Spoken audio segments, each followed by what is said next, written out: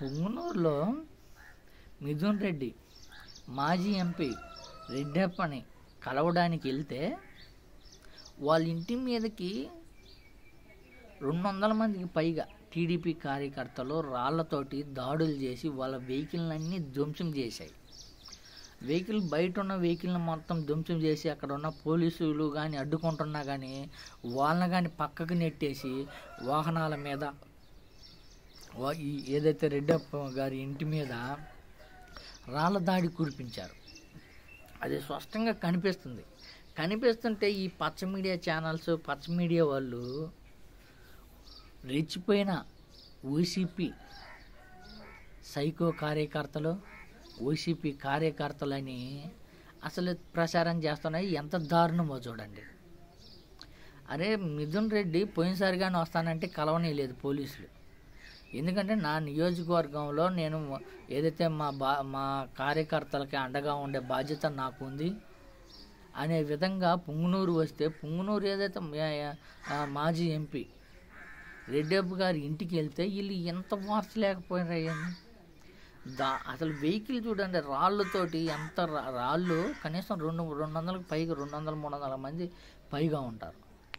అంతమంది పైగా ఉండి రాళ్ళతోటి వెహికల్స్ అన్ని ధ్వంసం చేశారు, తగలబెట్టారు. కొన్ని చేసింది టీడీపీ వాళ్ళు, చేపించింది టీడీపీ నాయకులు. స్పష్టంగా కనిపిస్తుంది. ఆల్రెడీ పోలీసులు ఉంటారు, పోలీసులను కానీ నెట్టి పక్కకు నెట్టి వాళ్ళు అంత దారుణంగా ధ్వంసం చేస్తే మళ్ళీ వైసీపీ పార్టీ మీద నిందలేయడం.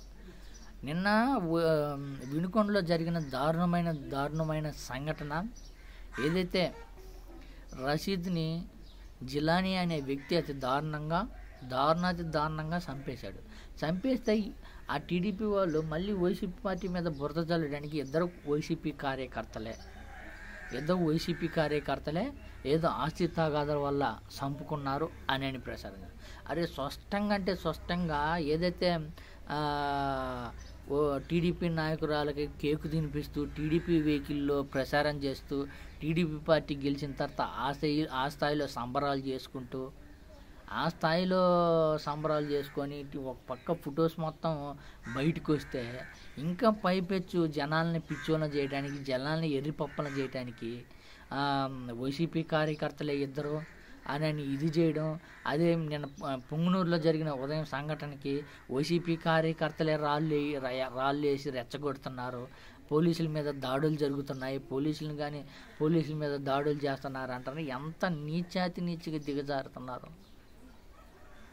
ఇప్పుడు వైసీపీ కార్యకర్తలు వచ్చారు, టీడీపీ కార్యకర్తలకు పని ఏంది?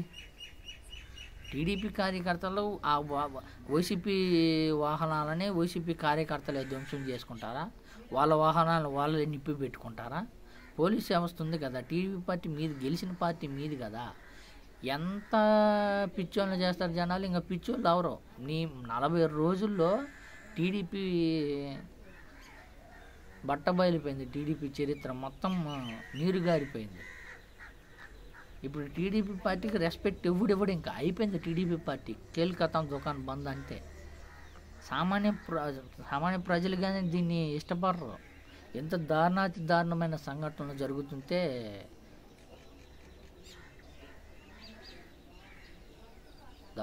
దారుణం అనే చెప్పుకోవచ్చు, మామూలుగా కాదు. పైపెచ్చు జనాలను పిచ్చోళ్ళు చేయడానికి ప్రయత్నిస్తారా? జనాలు ఎప్పుడు పిచ్చోళ్ళు అవరు. జనాలకు ఎప్పుడు అన్ని అవగాహన ఉంటే అన్నిటి అర్థమవుతుంది ఎవరు చేయించారా ఎవరు అనేది తెలుసుకున్నారు జనాలు. కానీ